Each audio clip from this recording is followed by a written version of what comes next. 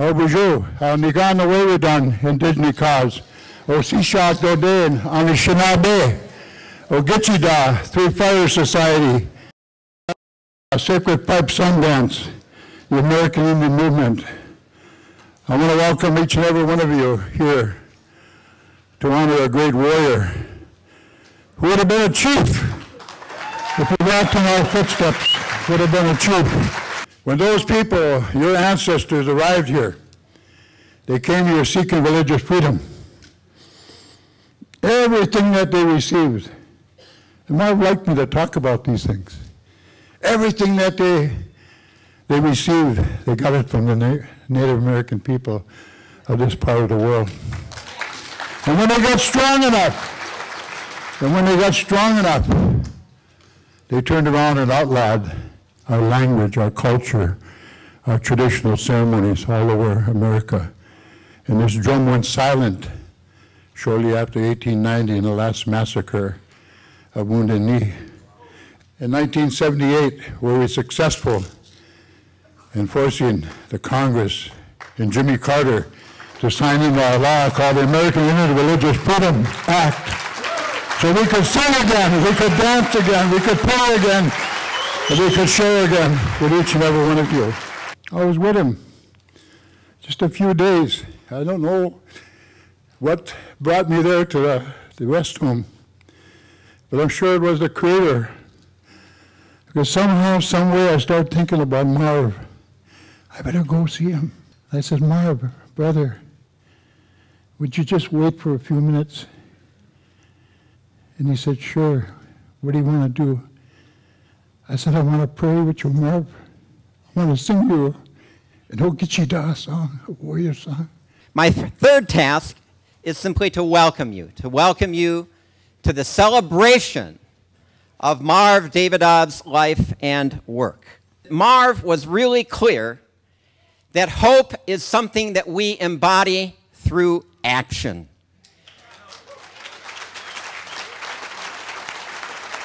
And it's when we embody our hope in action collectively that we have an opportunity to experience something that Marv called blessed solidarity. You could tell it was Marv's crowd by the bumper stickers along Summit.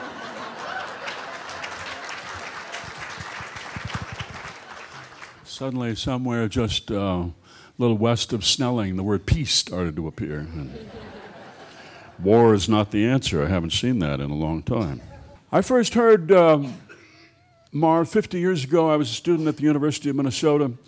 I would walk down the mall towards Kaufman Union to have lunch, and you could hear his voice. He was standing out on the grass in front of Kaufman. It was his favorite place to harangue us, and he was out there with a PA system, and you could hear him all the way from physics down to Washington, and then on that footbridge across. You couldn't always understand what he was saying, but you could hear the passion in his voice. This was at a very cool time when we were trying so hard to be cool, those of us who came from small towns. And Marv was everything but cool. He was a great street preacher, which is a vanishing art, the art of saying what you have to say and sort of recycling it and going in a circle, but saying some new things to keep the people who are stationary interested. My life goes on in endless song above earth's lamentations. I hear the real, though far off hymn, that hails a new creation. So it was through Marv Davidov that I met my wife. He had asked me to sing at a rally at Honeywell, and I told Marv that I would, but I assured him that I wouldn't be getting arrested. But I would be there in a memory of an old friend of mine, Max Segrist, who was a Vietnam veteran against war, who had died tragically in a tractor accident. But when I was singing, I saw the McDonald Sisters sit down where they shouldn't have been sitting, and I just could not handle the thought of me not joining them.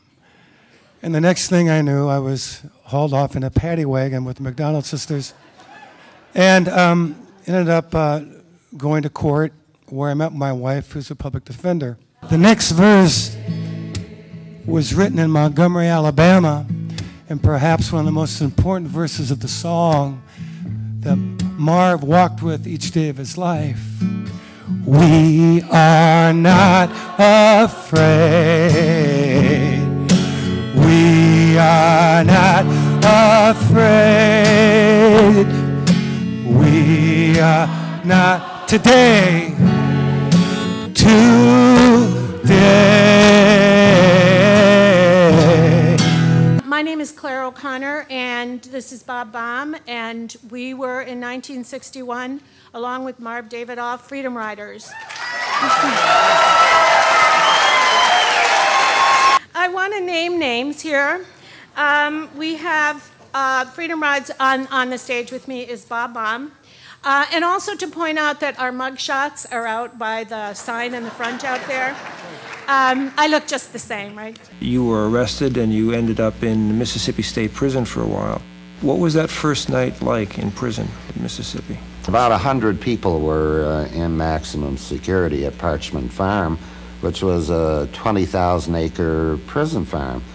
And that night, after dinner, people sang the freedom songs and held devotionals. Whenever there were ministers or rabbis or priests or nuns in jail, we would have devotionals and talk some politics and listening to people sing the freedom songs. Keep your eyes on the prize, hold on.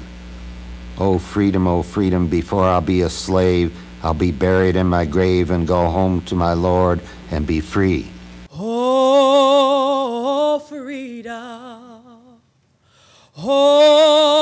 freedom over me.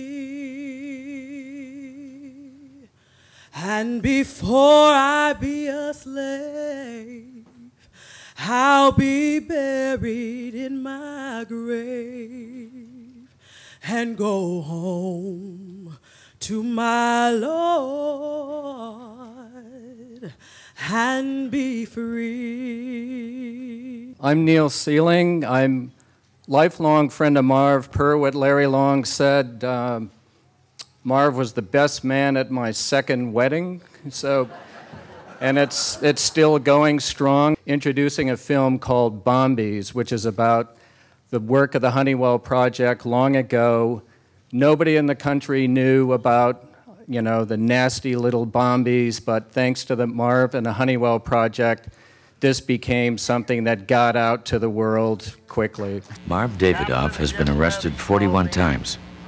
He's been protesting here for a long time. Continue to stand in the streets this way, they will probably move us with gas. It all began in the 60s when a diffused cluster bomb came back from Vietnam and found its way into his hands. I've had this cluster bomb shell since 1969. And I carry it with me everywhere I go.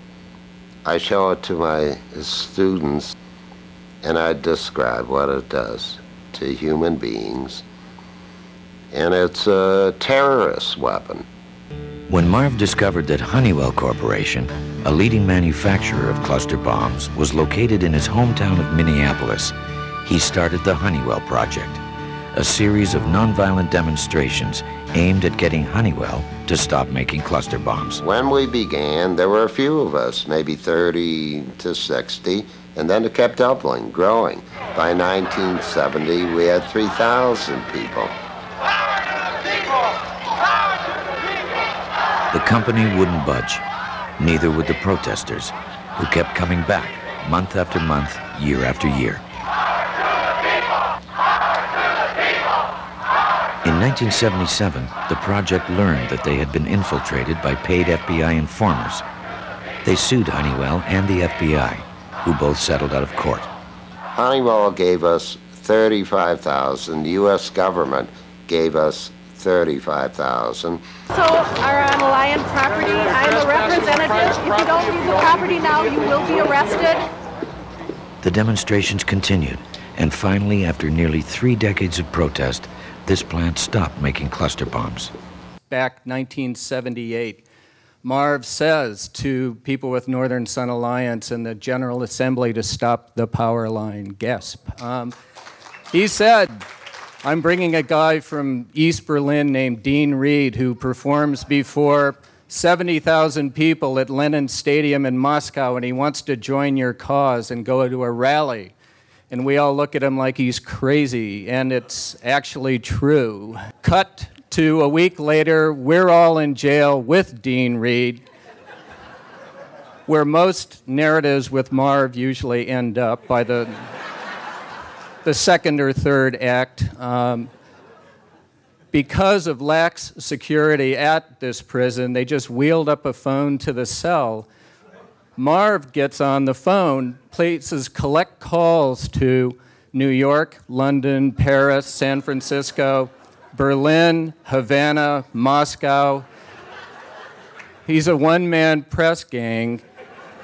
Within a week and a half, we have bags of mail from East German school children saying, free Dean Reed in the Delano 20. The next morning, we go to Honeywell and have a major rally. So we're here to see Edson Spencer, who's Chief Executive Officer of the Honeywell Corporation. October 6th, the Honeywell Project delivered a letter to the receptionist at corporate headquarters. I'm here to lend my support and hope that this will bring some attention to what's going on with this company, what they're really up to, and raise the consciousness and hopefully to transcend individuals, first as autonomous individuals and then as a group, that we are all members of the same human race and that we really all have the same goal in mind. And that's to live long, healthy, happy, productive, spiritual lives. So I'm very glad to be here. The only regret I have is it's so cold. I'm Emil D'Antonio, and I'm a film director, and I'm absolutely happy to be here. This is a great, energetic demonstration of people who are alive. Well, I'm absolutely delighted and consoled that on a cold day people are here in such numbers, and that the spirit is so powerful, and that people are willing to risk arrest to stop this death factory from functioning. So it's a good day, and may there be many thousands more to do it. Well, people are just blocking all of the entrances. They're lying down in front of the driveway, so I'm just... No one's getting in. We're here, we're risking arrest, we're risking our jobs, we're risking our freedoms for a certain amount of time, because we feel strongly that we don't want our kids or yours hurt by those nuclear weapons. We need a satisfactory answer from Edson Spencer about that. That is why we are all here today. He has advised me at this time that you are now trespassing. The police department will at this time begin to make arrests at this location, at the back door, and any Honeywell property where the people do not leave. And for a brief period of time, the decisions that lead to death were stopped yesterday and today. And we are learning by this activity what it takes to go from protest to resistance. And I'm told I was the chief of police at the time of this happening. I'm prepared to deny it. The only thing I will claim is that I wrote that cop's lines. Nonviolence, Gandhi-like. He was our own Mahatma Gandhi, really. He had a unique quality that I admired enormously. he could take a complicated issue, a public issue, and condense it, a tremendous job of self-editing, into punchy, pithy, crisp phrases that the media just lapped up, loved every minute of it. And that made him a formidable public figure. When Desmond Tutu was disinvited by this very institution from speaking, Marv risked his job, his meager income, to protest. He was the conscience of the nation. So, requiescat in pace, Marvin, and I'll be joining you soon. And Marv was there educating about weapons, war policies, state terrorism, and corporate interlock, the practice of the same people serving on corporate boards like Honeywell's, financial institutions, cultural institutions. Sound familiar? Marv's commitment to nonviolence stemmed from a personal courage to stand up. And it was honed and trained in the civil rights movement. From the very beginning of the Honeywell project, he met in an upper room with about 12 nuns. Who the hell was Jesus? A nonviolent revolutionary. Marv did not profess a faith, but he practiced it. He walked the walk. He took the risk to live out his beliefs. Because of his extremely busy schedule, Marv's dear friend and comrade, Professor Noam Chomsky, could not be here, so he sent these words. It's hard to capture my impressions and feelings about Marv in a few words. On the one hand, he was utterly genuine, without pretensions or affectations. At the same time, he lived a life of selfless dedication to causes that should be uppermost in the minds of anyone committed to decent human values and concerned with the fate of the species.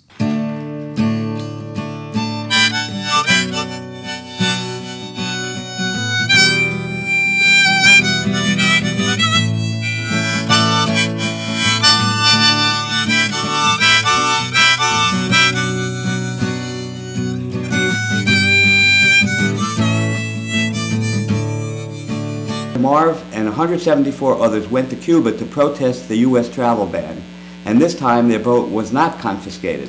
They met with Fidel Castro for 4.5 hours, but they got thrown out when Marv asked Castro what he thought about term limits. He said, "When Latinos marched through Los Angeles over the immigration issue, there were 1 million of them. What we need to do now is hire Mexican workers as guest protesters so they can do the job that Americans don't want to do." You never knew how busy Marv would be in heaven, holding seminars and teaching the angels about collective bargaining. But suddenly he heard the voice of God bellowing, "You can't do that!" And he replied, "Oh yeah? Well, try and stop me." Carry on, Marv. Marv enjoyed when we'd sing about him.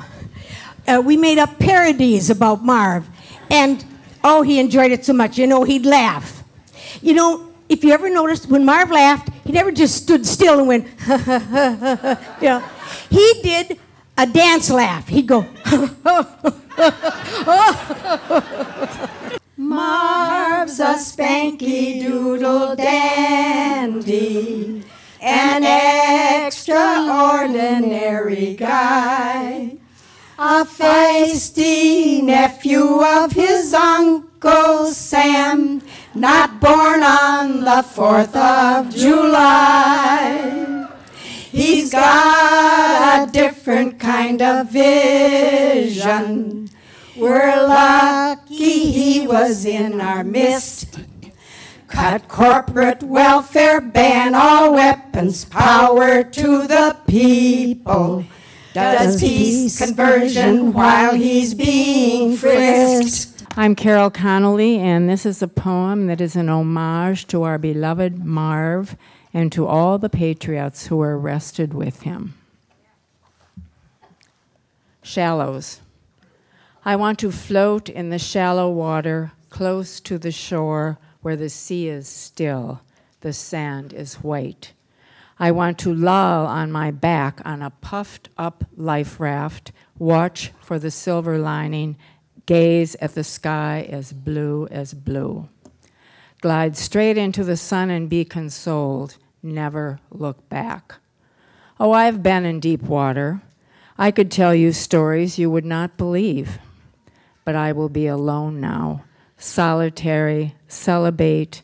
I do not want to hear even a whisper of the syllables in nuclear, the hiss in Holocaust, the murder and mutilation.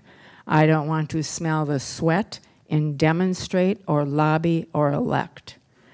The kingfishers will roar by in speedboats. I won't even wave. After eating a delicious meal, he would excuse himself from the table. He would thank his mom Gert and his Aunt Bee, and then he would announce to the remaining family, I have to go. I have a meeting. Always working for the cause. And dinner after dinner, the routine was always the same. After eating a delicious meal, he would excuse himself, he would thank his mom and aunt, and he would announce, I have to go, I have a meeting. Marvin, you were called to go, and we all know that when that happens, you have to go. But as your family, we can only hope you went off to one heck of a meeting. Marv was an eagle amongst the sparrows. He was a Bengal tiger amidst the house cats. If my words did glow with the gold of sunshine, and my tunes were played on the harp unstrung, would you hear my voice come through the music? Would you hold it near as it were your own? I met Marv in 1993 when I came to teach at St. Cloud State, and I was completely blown away. He was passionate and irreverent and fun. I traveled with Marv and the Vets for Peace to Georgia and to DC for the School of the Americas demonstrations, to northern Wisconsin for the ELF site protests, and to the Democratic National Convention in 1996 in Chicago. And I did spend a little time in those little plastic zip tie handcuffs as a result of some of these excursions. You have to publicly resist, otherwise you're a fucking sellout. Why are people smiling when they're getting busted for social change or against war or for peace? And the answer is, for a few minutes, privately and publicly, we're one person. We're acting out our deepest spiritual, political, humanitarian insights, and that makes you a whole person. I wanted to hear everything he had to say, and after his first oral history, I was like, please don't stop talking. When people sometimes shout at us on picket lines, get a job, and I sometimes quietly shout back, I have a huge FBI file. The government thinks I work. One of his first real, at least political group actions was to demand minimum wage for the bottles. And his threat was, we're going to demonstrate outside the art building nude. They gave him minimum wage. They sat in, it's one of the finest sit-ins in the country of that era. They got an African Studies department. They got a Native American Studies department. There were successes, one after the other. Hello, everybody. My name is Barry Reich, and I'm a member of Chapter 27 of Veterans for Peace. Marv, the veteran, for Marv. Marv, the union organizer. Marv, the men's and freedom rider and hunger strike in southern jails and prisons.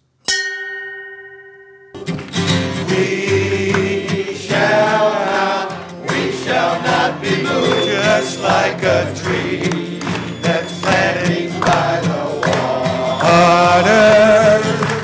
We shall not be. The Union is behind us in the memory of Marv. We shall not be moved, just like a tree that's planted by the water. We shall not be moved. Thank you for the University of St. Thomas Justice and Peace Studies program that had the wisdom and the courage to bring Marv Davidov to this university to teach active nonviolence. Thank you for coming. Thank you for being here. Thank you for the work that you have done that you will continue to do.